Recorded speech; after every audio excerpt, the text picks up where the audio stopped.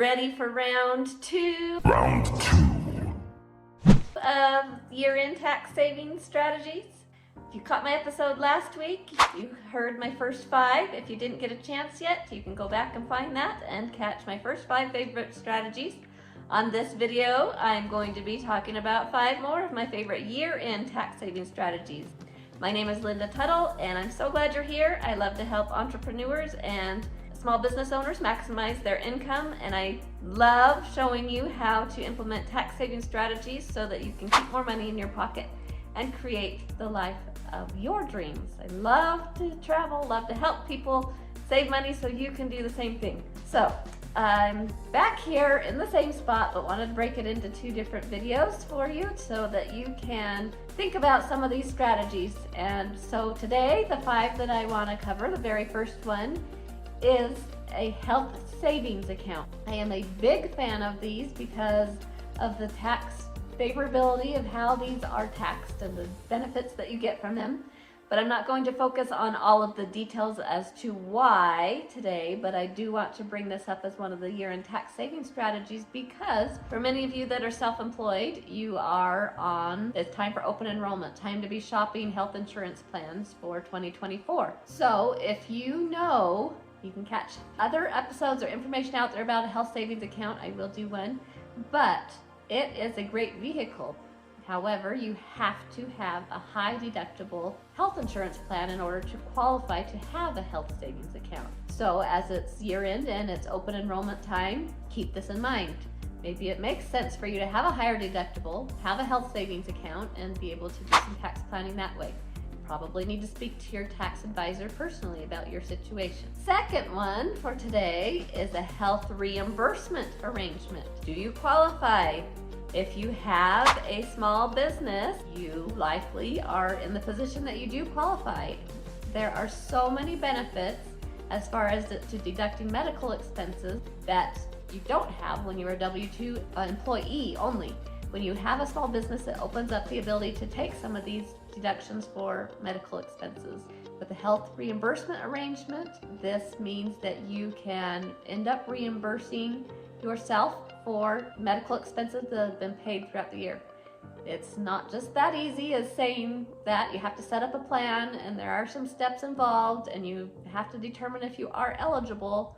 But this is a great year-end tax saving strategy because you can get this in place not only for this year, but for the years to come that will allow you to deduct a lot of your medical expenses. The average American is not able to take advantage of the medical expenses because they go on Schedule A, which only applies if you are able to itemize your tax deductions, and even beyond that, it has to be more than a percentage, 7.5% of your adjusted gross income before you get any benefit. Most of the time when I'm preparing tax returns, my clients have medical expenses, but they are not actually even able to deduct them on the Schedule A. So I like to help you be a little bit more creative and find ways to be able to deduct those. So that's my second tip. My third tip for today is to pay your kids before year end. I've done a separate video on this and how this is such a great strategy for small business owners to be able to pay their children for work that they are actually doing in their business and be able to have parents deduct it. If the kids have income below standard deduction, they don't even have to report it. Again, I'm not going into all the nuances and all the rules behind that, but just to be aware that this is a strategy. You want to pay them before December 31st because you want to have that paper trail showing you actually paid them. You don't want to pay them in March and say it was for 2023. So keep that in mind. Get your children paid ahead of time if you have a small business and you have children of the age that it works. This is going to be a great strategy. Number 4 for today is to consider converting some of your retirement funds into Roth contributions. Now, this can be a great thing for your future, and it takes some tax planning because when you do that conversion, it actually is subject to income tax. You're paying tax now, but you're going to make it so that all that money that you convert is tax-free for the future.